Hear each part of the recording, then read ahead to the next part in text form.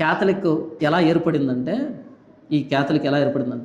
ఎందుకు రోమ్లో క్రైస్తవం భ్రష్టు పట్టిందంటే, ఎందుకు ఈ రోమ్ నుంచి ప్రారంభమైనటువంటి క్రైస్తవాన్ని మహావేశ్య, బబులోనను మహావేశ్య, 7 తలలు కలిగినటువంటి 7 కొమ్ములు కలిగిన 10 కొమ్ములు కలిగినటువంటి మహావేశ్య అని ఎందుకు వ్రాయబడిందంటే ఈ రోమును గురించి, ఈ హెలినా అనే ఆవిడ యేసుని నమ్ముకుంది. ఆవిడ ఎవరు అంటే కాన్స్టంటైన్ అనే చక్రవర్తి అమ్మ, తల్లి. రోమును పరిపాలిస్తున్నటువంటి కాన్స్టంటైన్ అనే చక్రవర్తి తల్లి పేరు హెలినా. ఆవిడ యేసుని నమ్ముకుంది.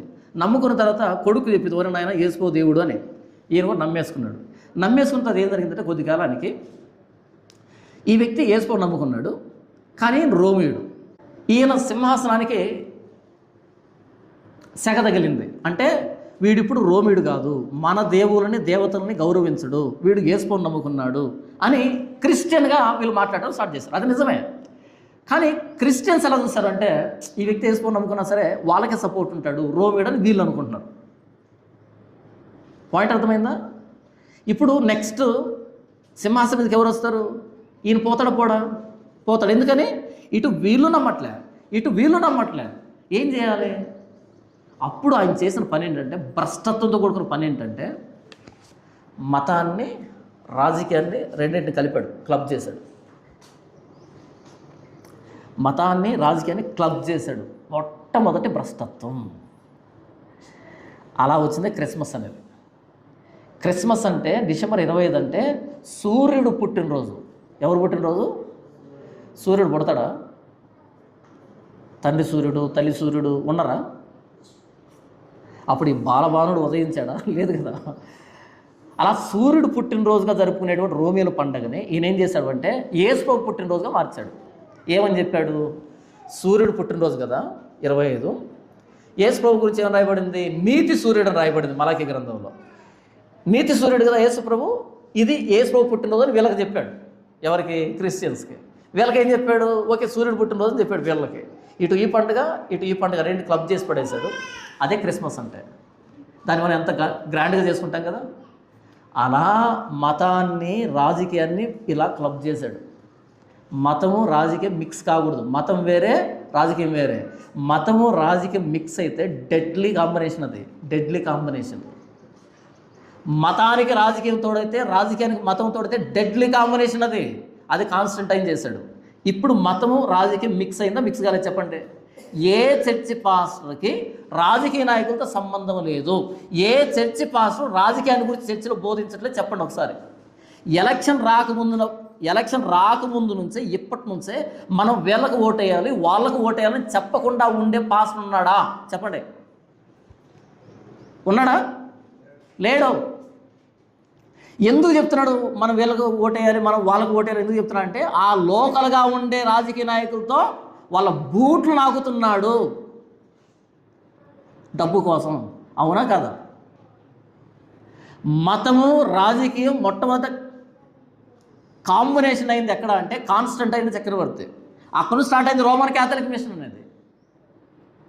ఇప్పుడు ఏ పాస్టర్కి రాజకీయ పార్టీలతో సంబంధం లేకుండా దేవుడు నాకు ఈ వేదిక ఇచ్చాడు, నేను ఈ వేదిక మీద యేసు ప్రభు గురించే మాట్లాడతా అనేవాళ్ళు ఎక్కడున్నారో చెప్పండి ఒకసారి అంటున్నా.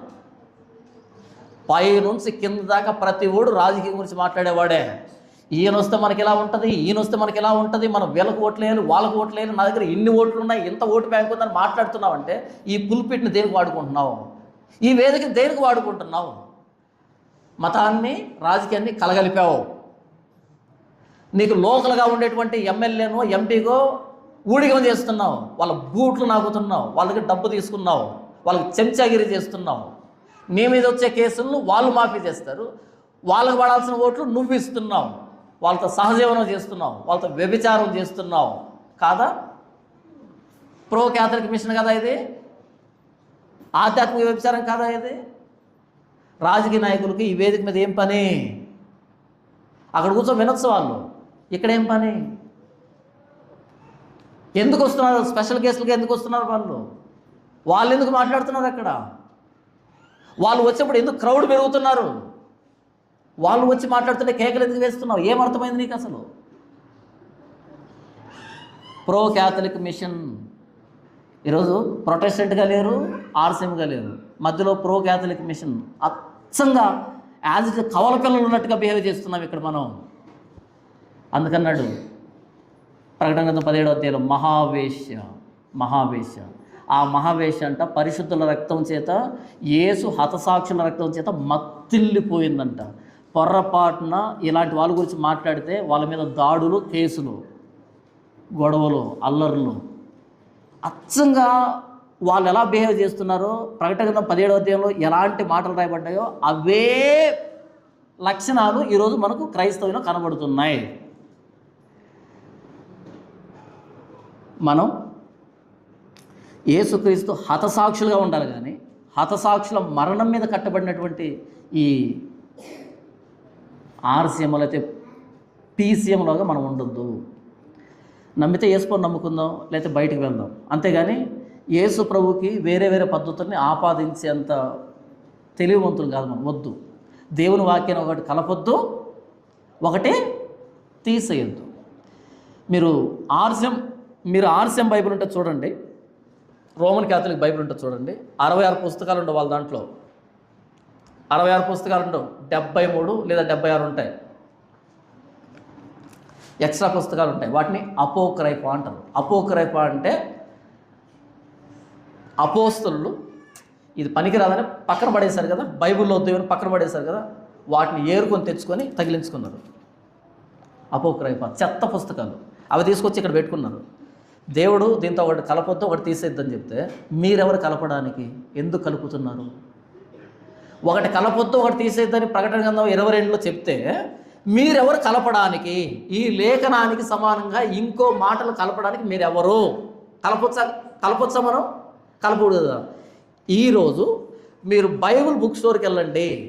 బైబిల్ బుక్ స్టోర్లో మీకు మత్తయ్య గారు జీవిత చరిత్ర కనపడదు, లూకా గారి జీవిత చరిత్ర కనపడదు, యోహాన్ గారి జీవిత చరిత్ర కనపడదు. కనపడకపోగా యేసన్న గారి జీవిత చరిత్ర, భగత్ సింగ్ గారి జీవిత చరిత్ర, దేవదాసయ్య గారి జీవిత చరిత్ర, ఇంకొక గారి జీవిత చరిత్ర. ఎందుకు తెలుసుకోవాలి వాళ్ళ గురించి మనం? ఎందుకు తెలుసుకోవాలంటున్నా? నాకేం పని, నీకేం పని? నా గురించి మీకేమైనా అవసరమా? ఏం చేస్తారు నా గురించి తెలుసుకో మీరు? ఇదిగో ఈ టెక్స్ట్ తీసుకున్నాను, 17వ అధ్యాయం తీసుకున్నాను. 17వ అధ్యాయాన్ని అక్కడ ఉన్నట్టుగా చెప్పానా లేదా? అక్కడ ఉన్నట్టుగా ఉందా? ఓకే, తీసుకోండి. అక్కడ ఉన్నట్టుగా లేదా? వదిలిపెట్టేసేయండి. నా గురించి ఎందుకు మీకు? నా గురించి తెలుసుకొని ఏం ఉత్తరిస్తారు మీరు? అసలు నేనా మీ రక్షణకర్తని?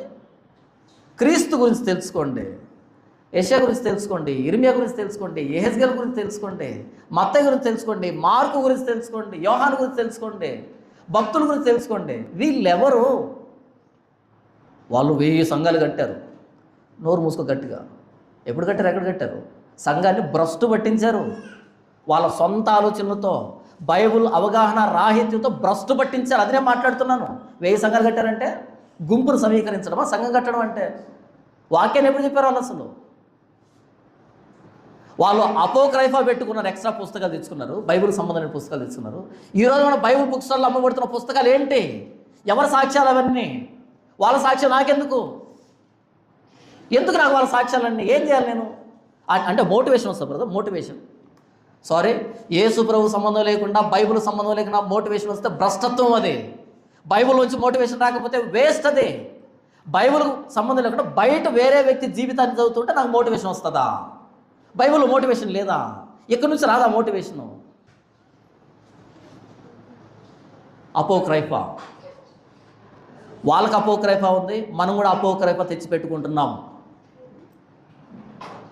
ఆ పుస్తకాలు చదవడం, పట్టుకొచ్చి వాళ్ళ గురించి వేదిక మీద మాట్లాడడం. వాళ్ళు ఎందుకు వచ్చారు ఇక్కడ? PCM, pro Catholic machine. ఎందుకు మాట మాట్లాడుతున్నానంటే, ఈరోజు గుడ్ ఫ్రైడే అంటున్నాం కదా. ఎవరు గుడ్ ఫ్రైడే? ఎవరు చెప్పారు? అపోస్తలులు చెప్పారా? యేసు చెప్పాడా? మరియమ్మ ఏమన్నా చేసిందా? లేదే. మనకెక్కడి నుంచి వచ్చింది గుడ్ ఫ్రైడే? మనకెక్కడి నుంచి వస్తుంది ఈస్టర్? మనకెక్కడి నుంచి వచ్చింది క్రిస్మస్? వాళ్ళు ఏం చేశారో యాజ్ ఇట్ ఈస్గా కాపీ కొడుతున్నాం ఇక్కడ. ప్రో క్యాథలిక్ మిషన్ అంటారు దీన్ని. అయితే దేవుడు మనల్ని ప్రేమించి ఇలాంటి భ్రష్టత్వం నుంచి బయటకు తీసుకుని వచ్చి అపోస్తలుల బోధ ఎందును, సహవాసమందును, రొట్టె విరుచుటెందును, ప్రార్థన చేయటెందును ఎడతెగక ఉండేటట్టుగా నిజంగా అపోస్తలుల బోధలోకి దేవుడు మనం తీసుకుని వచ్చాడు, మనల్ని ప్రేమించాడు. కాబట్టి నిజమైన ప్రొటెస్టెంట్గా మనల్ని బ్రతకడానికి అబద్ధం మీద పోరాటం చేయండి. వాక్యం ప్రకటించు, సమయమందు అసమయమందు వాక్యాన్ని ప్రకటించు, సంపూర్ణమైన దీర్ఘశాంతంతో ఉపదేశించు, ఖండించు, గద్దించు, బుద్ధి చెప్పుచు ఉండు. ఎందుకనగా జనులు హితబోధన సహింపక దురద చెవులు గలవారి తమ స్వకీయ దురాశలకు అనుకూలమైన బోధకులను పోగు చేసుకుంటున్నారు. కాబట్టి సత్యానికి చెమని ఒక కల్పనా కథల వైపు తిరిగే కాలం వస్తుందని అపోస్తలుడైన పౌలు చెప్పాడే. ఈరోజు మనం వాక్యం దగ్గరకు వచ్చాం, వాక్యాన్ని ప్రకటించుకుంటున్నాం. మనుషుల పద్ధతుల్ని, ఈ మహావేశ బబులోను లాంటి పద్ధతుల్ని, ఏకమైనటువంటి కార్యాలని, అసహ్యమైన కార్యాలని, బైబిల్ సంబంధమైన దేన్ని కూడా మనం పట్టించుకోవట్లేదు. వాటిని విసర్జిస్తున్నాం, వాటితో ప్రొటెస్ట్ చేస్తున్నాం, గొడవ పడుతున్నాం. ఇలాంటి బాధ్యత, ఇలాంటి రోషం దేవుడు మనకిచ్చాడు లేఖనాన్ని బట్టి. ఎంత ప్రేమిస్తే ఆ రోజు మార్టిన్ లూథర్ని దేవుడు ప్రేమించాడు కాబట్టి అంత సమాజానికి ఎదురుగా వెళ్ళేటట్టుగా ఆయన వాడుకున్నాడు. ఈరోజు మనల్ని దేవుడు ప్రేమించాడు కాబట్టి ఇంత భ్రష్టు పట్టిన సమాజానికి ఎదురుగా వెళ్ళి వాళ్ళు ఎదురించి మరలా లేఖనం దగ్గరికి రండని గద్దించేటువంటి కృపను దేవుడు మనకిచ్చాడు, అవకాశాన్ని, భాగ్యాన్ని మనకిచ్చాడు దేవుడు. కేవలం ప్రభువైన యేసుక్రీస్తు మరణ సమాధి పునరుద్ధానాలు ఎందే అతిశయపడేటట్టుగా దేవుడు మనకు దీవించాడు.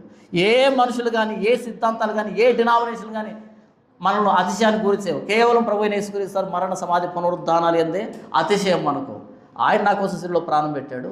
ఆయనకు నాకు మధ్య ఉన్నటువంటి ఈ సంబంధాన్ని ఇంకెవరితో నేను ప్రత్యామ్నాయం చేయదలుచుకోలేదు.